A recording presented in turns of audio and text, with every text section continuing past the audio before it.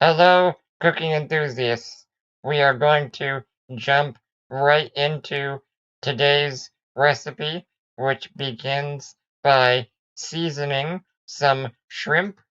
This is 300 grams of shrimp with the shells off, seasoned with 5 grams of salt and dextrose, and 1.5 grams of baking soda. So just under 1.5% by weight for those first two, and 0.5% for the baking soda. The salt is obvious. Using the dextrose is convenient because it creates the physical properties of sugar, such as browning, while tasting a little less sweet on the palate, which I like for certain savory applications. The alkaline baking soda just kind of changes the texture of shrimp slightly, making them more snappy, and it will also encourage browning. And for today, these are just average supermarket frozen shrimp my dad had. To go along with that is a sort of cold brewed dashi that I made overnight with the classic kombu and sun-dried tomatoes. I really like this version because I find classic dashi ingredients can have sort of mineral or pungent notes that aren't actually my favorite or that I only like in very small doses, and the slight acidity from the sun-dried tomatoes kind of helps balance that. And we are saving the rehydrated tomatoes and discarding the kombu kelp. Next, we are essentially stir frying the shrimp shells in a little bit of clarified brown butter, aka ghee. When working with seafood like this, especially shrimp, I really wanted butter to be like a primary flavor for the dish. So using something like a ghee or a regular clarified butter lets me use it as the only cooking fat, even during high temperature applications. And we ended up adding just around a liter of water to all these shells, so a relatively high ratio of solids to water. And we also experimented with a relatively short infusion time. I believe it ended up simmering for only around 5 minutes. I think in the future I would let this go longer, but there's always next time. And then we're basically just sort of topping up the shrimp stock with the dashi. The next step is toasting the rice before introducing liquid. And now I would say in the majority of recipes I've seen, they do this after there is already fat and aromatics in the frying pan. Whereas several Italian chefs I have seen are toasting the rice completely on its own in the pan, so I wanted to try that. We are not trying to develop color, and the exact function is never completely explained in other recipes, so maybe this is something I will have to test myself. Then the next component is seared cherry tomatoes. Again, we are using the brown clarified butter, but you can do this with any high smoke point cooking fat.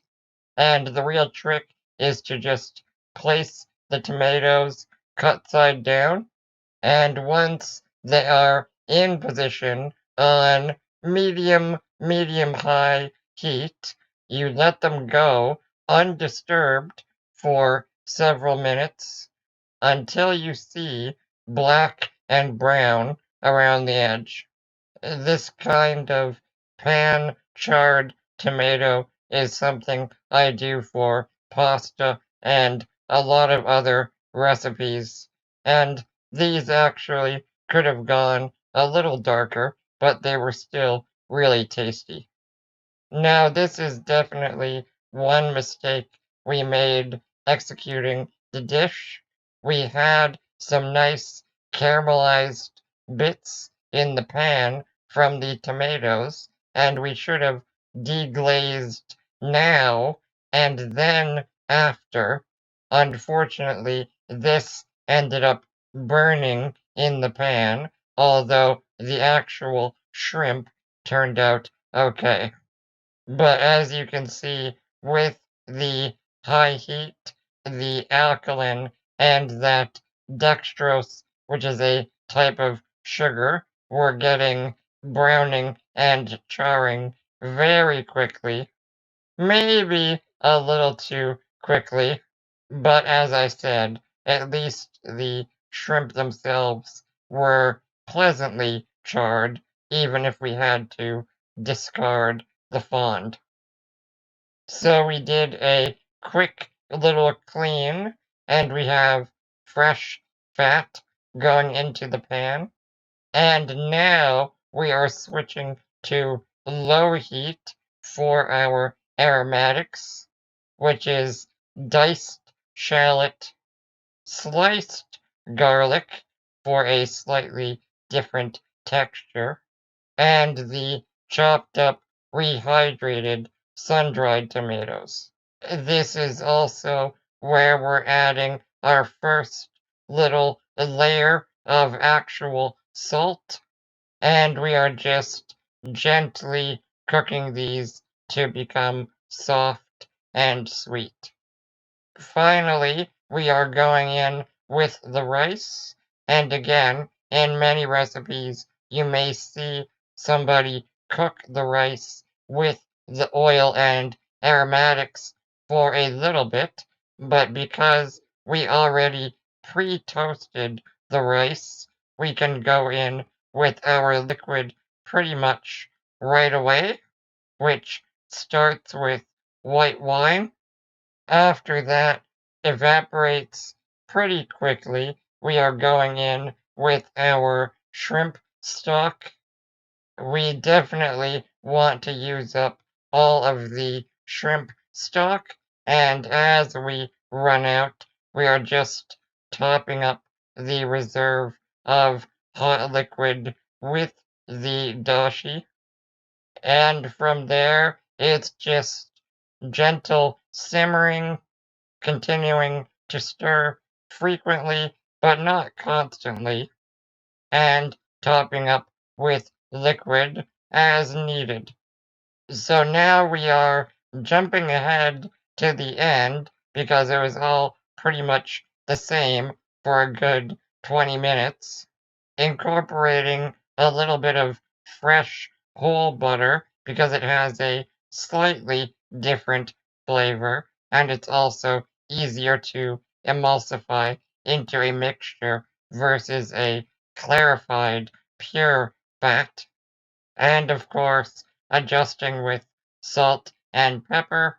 The majority of those charred cherry tomatoes are finally going in, and really at the very end, most of the shrimp, which have been chopped up into bite-sized pieces. We are plating it pretty simply with just some extra whole shrimp as a garnish. You can see the texture is pretty nice. I'm happy with it. You can see it settles on the plate very easily, which is generally what you want with risotto. And you can see the color is a bit paler, which is probably the fat being successfully emulsified into the mixture. If anything, it maybe could have been cooked slightly longer, but the rice was definitely soft. Again, for garnish, extra cherry tomatoes, and instead of finishing with a cheese, we are finishing with a botarga, which is a dry cured mullet roe, so a type of fish eggs, and it can shave basically just like a Parmesan. Overall, I'm happy with the balance of flavors. Again, the cherry tomatoes could have gone a little more charred. The shrimp stock could have been a little bit stronger, and the garlic could have been a bit increased, but these are really minor details. And then finishing actually with a Spanish olive oil, but one that is quite peppery, like certain Italian olive oils, and it adds a nice brightness to the dish. But that is pretty much it. Please let me know if you have any questions about this recipe or other food questions. Otherwise, thank you for watching.